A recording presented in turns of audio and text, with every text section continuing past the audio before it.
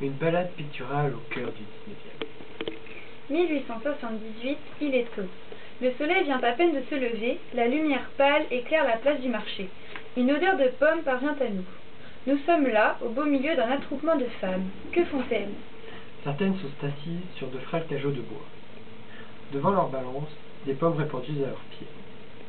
D'autres, debout, un panier à la main, leur regard tourné vers les marchands. Le contraste entre les vêtements des marchands colorés, vifs et dynamiques, et les habits sombres, mornes et austères des clientes est saisissant. La petite place est parsemée d'arbres dépourvus de feuilles qui indiquent le début de l'hiver. Ces derniers entourent un calvaire.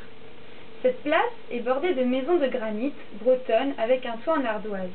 On peut également voir des paysans avec leurs charrettes venant à la ville pour vendre leurs produits sur cette place. En arrière-plan, on devine une auberge parmi les maisons. Exactement au centre de la place, nous pouvons voir une femme avec son enfant dans les bras, comme le souvenir d'une vierge à l'enfant. Nous traversons donc cette place et nous repartons par la petite ruelle du fond. Léon l'Ermite est né le 31 juillet 1844 à Mont-Saint-Père et il est mort en 1925 à Paris. C'est un peintre appartenant au courant du réalisme. Son tableau, intitulé « Le marché aux pommes », est l'un de ses plus fameux tableaux. Il nous embarque dans ce Landerneau du 19e à la fois réaliste et pittoresque.